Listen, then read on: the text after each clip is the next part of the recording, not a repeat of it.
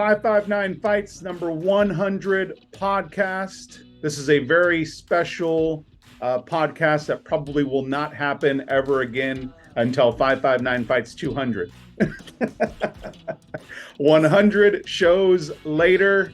If it's not 559 Fights, it's just amateur MMA. And I want to give a big shout out to Motts, who's here with us today, because I feel like you came up with that slogan, didn't you? I did. I did. Motts is here, folks. We got Jeremy Lukow, who's obviously our CEO, and Antoine Hood, who's the vice president currently of 559 Fights. Now, you're obviously checking this out because we are on the verge of the big 100 show happening on September the 16th out at the Visalia Convention Center. Obviously, you can get more information at 559fights.com. And also, Facebook is back, right, Jeremy? That's Facebook back finally. It's been a year. Why did it take so long to get Facebook back? I think just their process of like getting your page back, so when they get hacked, you're not really talking to people, you're just talking to automated email service. So it just takes a long time to get someone that will actually care. Yeah, for a while there, I was like really kind of sketchy about the content you guys were putting out. I was like, what's going on with 559 Fights?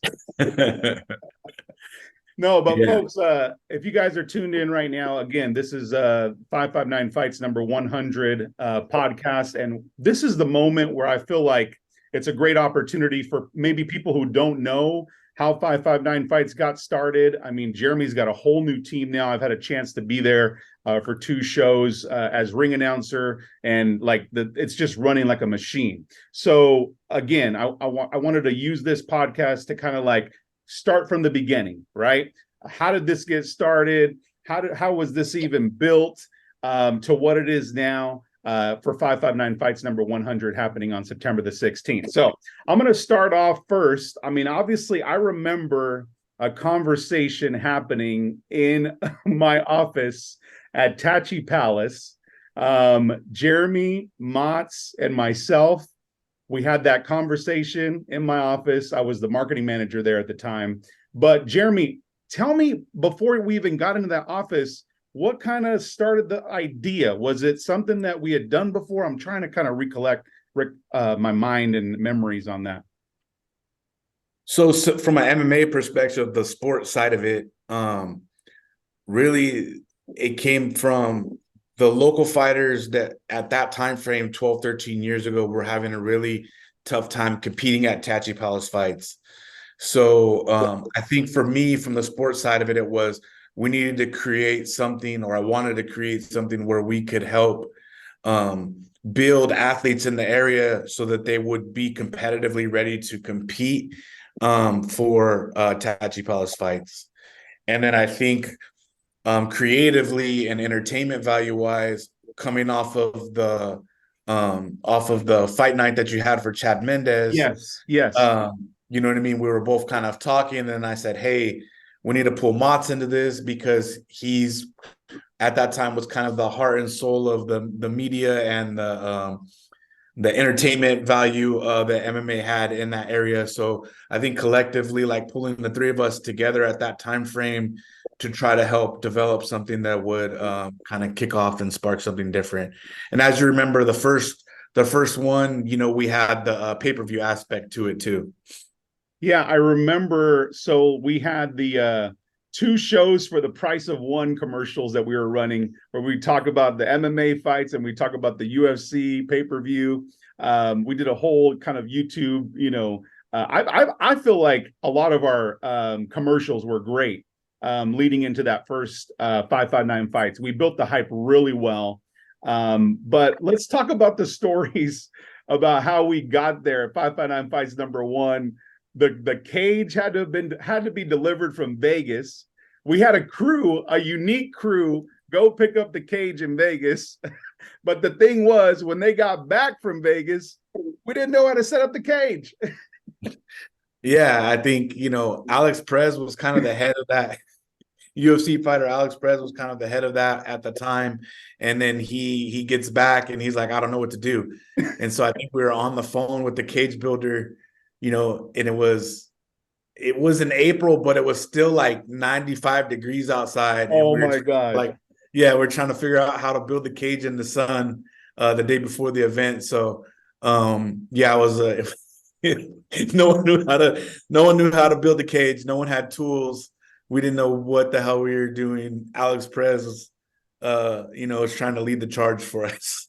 And for those of like people that are maybe tuned in and may not know who Alex Perez is, come on, he's in the UFC now. Like, so yeah, we're talking about Alex Perez from the UFC that was a part of 559 Fights #1 and allowing us to have a cage at the event.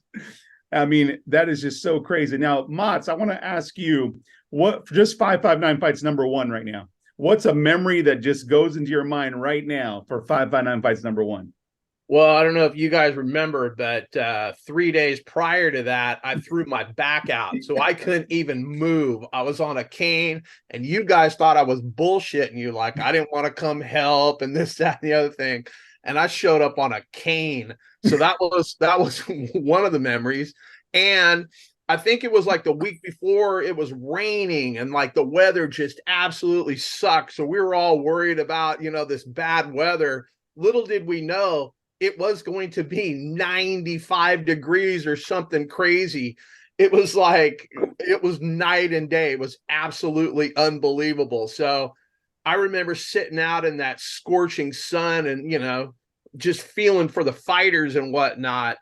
I mean, we could go on and on about that specific event, but I don't want to talk this whole time. No, yeah, and there was a lady that passed out too.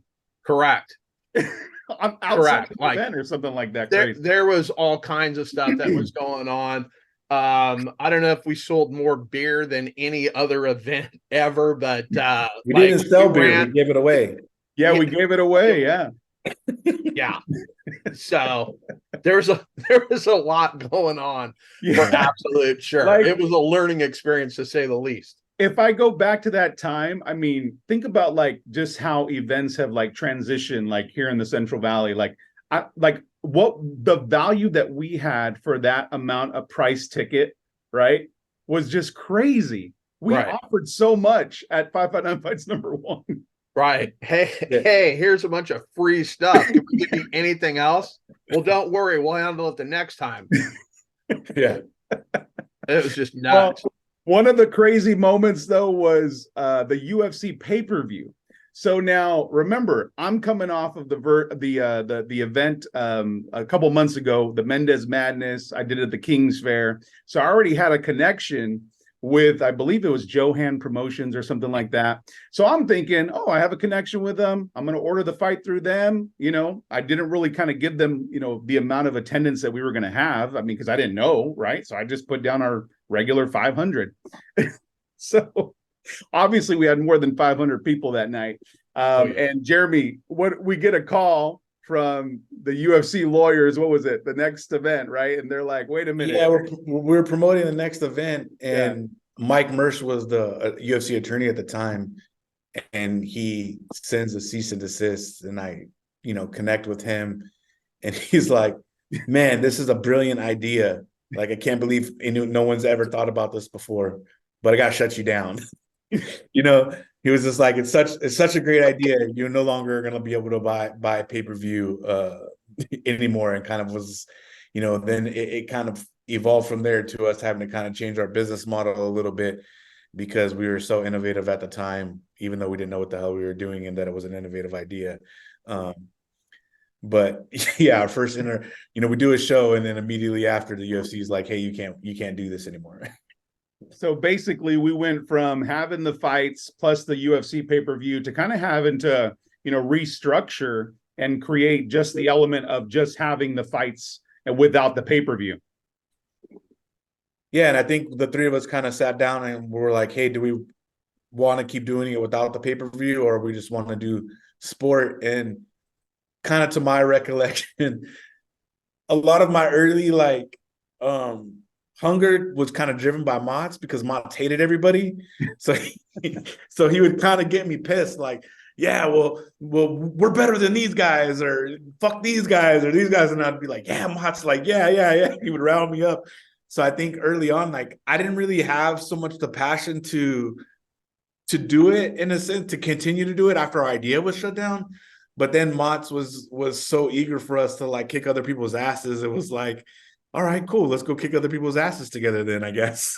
Yeah, because at the time, I mean, there were probably what, like a handful of Valley promotions, right? That we were kind of like, Yeah, there was other competition with. there was other shows out there and other Yeah. teams and other things that were going on, and it was just like it became like a kind of a real competitive time, you know what I mean? And Mhm. Mott's really kind of, I think, I don't know if he just manipulated me or what. Like, he just must have known like I had that bone in my body or whatever, and he would just, you know, on the side always be proud of me, you know what I mean? Like, oh, let's do this, you know. And I think it kind of motivated me early on for those, you know, about first 50 events, you know what I'm saying, to really like kind of like stick it to people and really build the brand.